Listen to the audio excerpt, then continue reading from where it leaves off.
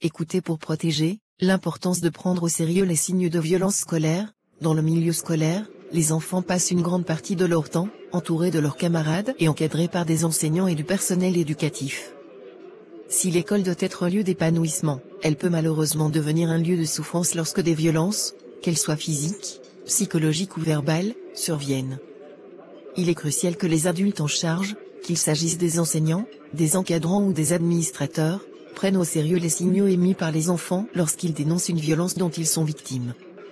Négliger ces appels à l'aide peut non seulement aggraver la situation, mais aussi laisser des séquelles profondes et durables.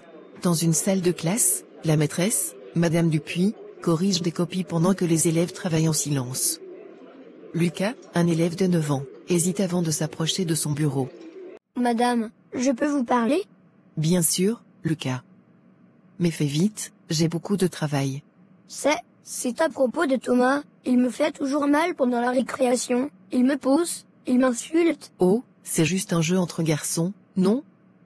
Vous vous chamaillez toujours, ça fait partie de grandir. Retourne travailler, Lucas. Lucas, baissant les yeux, déçu. D'accord, madame. Lucas retourne à sa place, mais son visage est marqué par la tristesse et la frustration. La maîtresse, absorbée par ses tâches, ne remarque pas son malaise. Le lendemain, dans le bureau du directeur, Madame Dupuis et le directeur, Monsieur Bernard, discutent d'un incident grave survenu avec Lucas. Madame Dupuis, Lucas a refusé de venir à l'école ce matin.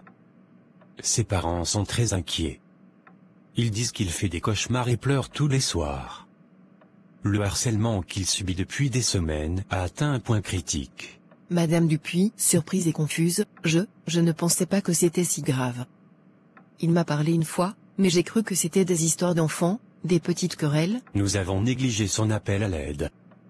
En tant qu'adulte, notre rôle est d'écouter, d'enquêter et de réagir rapidement.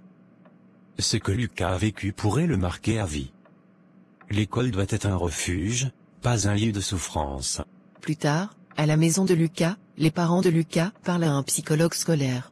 Monsieur Moreau, le père, inquiet. Lucas ne veut plus parler de ce qui se passe à l'école. Il a peur, il se renferme, on ne sait plus quoi faire. Les conséquences d'un tel traumatisme peuvent être profondes et durables.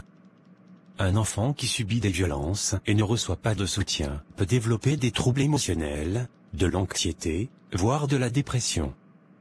Si rien n'est fait, ces blessures peuvent avoir un impact sur sa vie d'adulte. La confiance en soi, la capacité à nouer des relations et à se sentir en sécurité sont compromises. Nous pensions que l'école le protégerait. Les signes étaient là, mais ils n'ont pas été pris au sérieux. C'est essentiel que l'école soit un partenaire dans la protection des enfants. Quand un enfant parle, il ne faut jamais ignorer ses mots.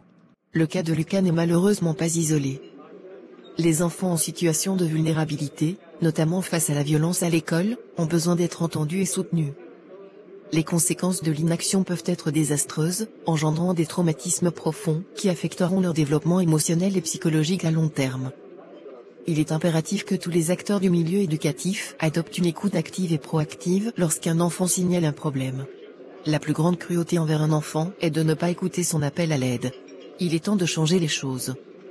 Enseignants, parents, personnel éducatif, prenons le temps d'écouter et d'agir dès que des signes de violence nous sont rapportés.